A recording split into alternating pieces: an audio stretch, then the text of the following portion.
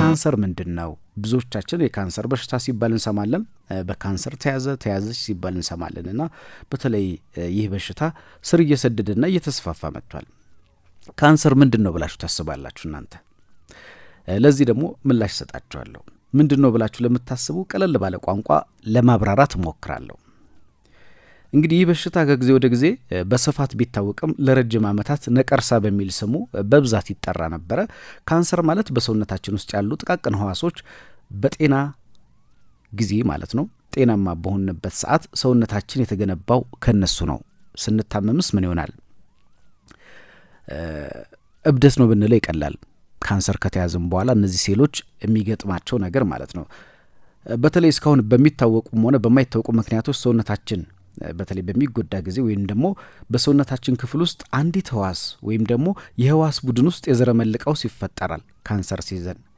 ይህ ደግሞ ያቺ ህዋስ ከመጠን በላይ እንድትባዛ ያደርጋታል። ይህ መባዛት ደግሞ ወደ አይን የመታየት ደረጃ ይደርሳል ማለት ነው። እንደዚህ ደረሰ ማለት እብጠት ይፈጥራል።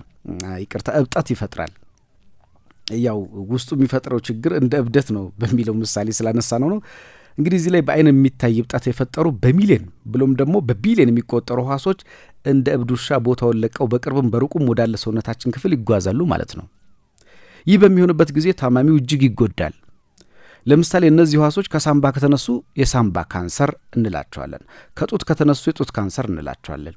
እነዚህ የካንሰር ህዋሶችን ለማጥፋት ቀዶ ህክምናም፣ የመድኃኒት ህክምና፣ ኬሞቴራፒ እናም የጨረር ህክምና፣ ራዲዮቴራፒ እንጠቀማለን። ሆኖም ግን እንደየካንሰር ሁኔታውና አይነት የስርጭት መጠን የማገገም ብሎም የመዳን እድል ሊኖራቸው ቢችልም አብዛኞቹ ታካሚዎች ለከፋ የጤና እክል ብሎም ሞት ይዳረጋሉ። ይህንን የሚሉት ዶክተር መላኩ አባይ የስነ ደዌ ህክምና ስፔሻሊስት ናቸው።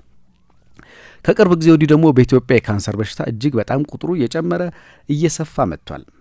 በኢትዮጵያ በአሁኑ ጊዜ በየአመቱ 53,000 ሰዎች በካንሰር በሽታ ህይወታቸውን እያጡ መሆኑን የጤና ሚኒስቴር ተናግሯል። 80,000 ሰዎች ደግሞ በየአመቱ በካንሰር ህመም ይያዛሉ ወይም ደግሞ በዚህ ህመም ይጠቃሉ። በሰውነት ውስጥ ያሉ ሴሎች ሲበዙ ወይም ከመጠን በላይ ሲያድጉ በሚፈጠረው የካንሰር በሽታ ቀደም ሲል እንዳልናችሁ እብጠት ሲፈጥሩ ወይም ደግሞ እነዚህ ሴሎች በአይን ወደ መታየት ደረጃ ሲደርሱ ማለት ነው የዚህ በሽታ የሚሆነው። እንግዲህ ስርጭቱ እየጨመረ መሄዱም ተነግሯል። በኢትዮጵያ ብዙ ሰዎች እየያዛቸው ያለውና እየገደላቸው ያለው የካንሰር አይነት ደግሞ ምን ናቸው ለሚለው ምላሽ እንስጥ። የጡት ካንሰር አንደኛው ሲሆን የአንጀት ካንሰር ደግሞ ይከተላል። ለካንሰር በሽታ አጋላጭ የሆኑ ነገሮች ምንድን ናቸው? ጥንቃቄ እንድናደርግ አጉል ልማዶች ካሉብንም በተለይ ደግሞ በዕለት ተዕለት ህይወታችን ውስጥ መቀነስ ያለብን ነገሮች ካሉ እንጠቁማችሁ። የመጀመሪያው ሲጋራ ማጨስ ነው ተጋላጭ የሚያደርገው። ሁለተኛው ጤናማ ያልሆነ አመጋገብ፣ በተለይ ጥሬ ስጋን መሰል ነገሮችን አብዝቶ መመገብ፣ አሁንም ካሉብን መቀነስ፣ ከምንጠጣው ከምንመገባቸው ነገሮች በተለይ አልኮል ነገር እንደዚሁ ተጋላጭ እንደሚያደርጉ ተገልጿል። አልኮልን አብዝቶ መጎንጨት ያው ዛሬ መቼም እሁድ ነው፣ ቅዳሜና እሁድ በርካቶች ውሏቸው አመሻሻቸው ይታወቃልና እነዚህ ነገሮች ተጋላጭ ያደርጋሉ ተብሏል። የአየር መበከል ሌላው ነው። በተለይ በቅርቡ ደግሞ እንደ መንግስት መፍትሄ ተደርጎም እየተሰራበት ነው የተባለው የኤሌክትሪክ መኪና ወደ ሀገር ውስጥ ማስገባት ሌላው የአየር ብክለት ነው። የመኪኖች ጭስ፣ የፋብሪካዎች መሰል ተጋላጭ ያደርጋል። የአየር መበከል፣ የአካል ብቃት እንቅስቃሴ አለማድረግ የመሳሰሉት ይጠቀሳሉ። ያው እንግዲህ ለሰው ለየትኛውም ጤናማ ህይወት የስፖርታዊ እንቅስቃሴ ማድረግ ተገቢ ነው።